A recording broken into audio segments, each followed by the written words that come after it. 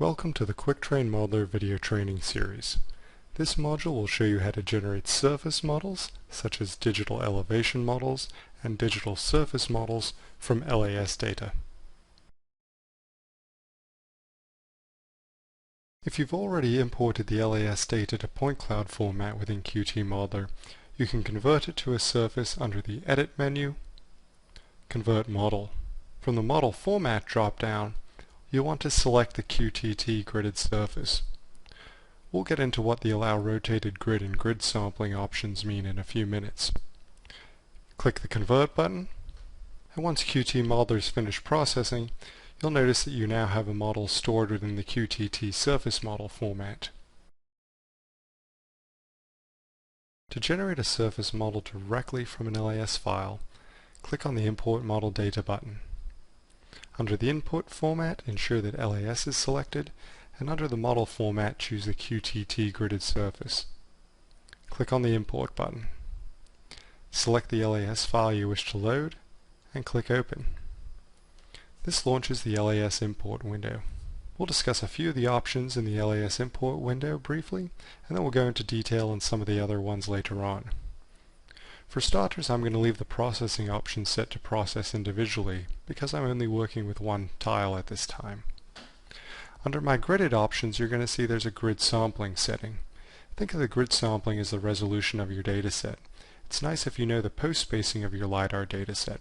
In this case, I'm working with a LiDAR dataset that approximately has a 1 meter post spacing, so I'm going to leave the grid sampling setting at 1. There's also an option to allow for a rotated grid. This will generally reduce the size of your surface model, but you'll want to leave it unchecked if you plan on exporting that surface model for use in another software package such as ArcGIS. I'm going to choose to import the intensity data this time. And finally, down below, although I know this data was collected in the UTM coordinate system, the way it was processed meant that this information was not written to the header file. So I'm going to manually define it down below. As a last step, I'm going to click on the Go button, and this will import the LAS data into the surface model. Once the surface model is loaded, I can zoom and pan around, and also turn on and off the intensity information. If you're working with a classified point cloud, Qt Modeler will allow you to generate a surface based on that classification. You can do this within the LAS import window by clicking on the Classification button. Click on Filter using Classification. For this example, I'm going to select to build a surface using Class 2, which corresponds to the ground points. I'm going to click OK.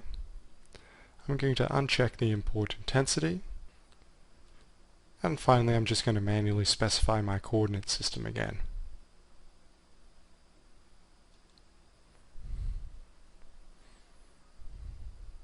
You'll notice that Quick Train Modeler generated a surface for the entire dataset. This even included locations for which there were no LiDAR returns, in this case for spaces under buildings. This may be desirable in some cases. In other cases, you may not like the appearance of the elongated triangles. So let's look at how we can adjust some options in the import settings to change this. Under the Import menu, I'm going to choose Re-import Model Data.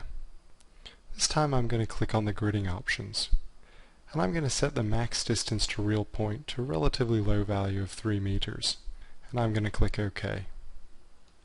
Just as I did before, I'm going to manually specify the coordinate system and click Go to load the surface with these new settings. With this new model loaded, we can compare the differences between the two models under the Display menu, choosing Show Hide Models. By clicking back and forth between the two models, areas with low point density now result in no data values. Qt Modeler gives you the capability to create a seamless surface across multiple adjacent LAS tiles. I'm selecting adjacent LAS tiles, and instead of process individually, under the processing options I'm going to choose Process as Group.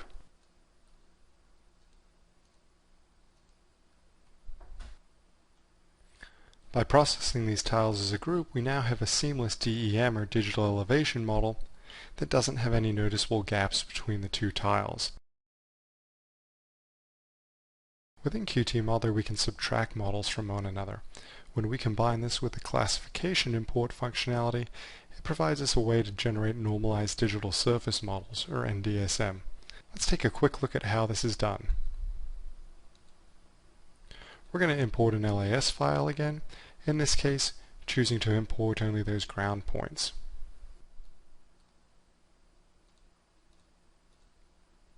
This effectively creates a DEM or digital elevation model, and so we're going to save this model and call it DEM. Under the import menu, we're going to re-import the model data, only this time excluding the import by classification. Now we've created a DSM or digital surface model. We can subtract these two models by going to Edit, Subtract Models. We're going to select the DEM and choose Open. Now you can see we have a normalized digital surface model. In this case, we're seeing a surface in which the height of the features is relative to the ground.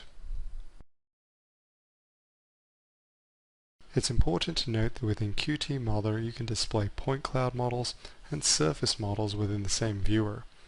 Here we are flickering back and forth between the DEM surface model we created earlier and the corresponding point cloud created from the LAS file. Surfaces can be exported to common geospatial formats such as GeoTIFF for use within other geospatial software packages such as ArcGIS. Please visit the instructional video section of the Applied Imagery website for a video dedicated to this topic.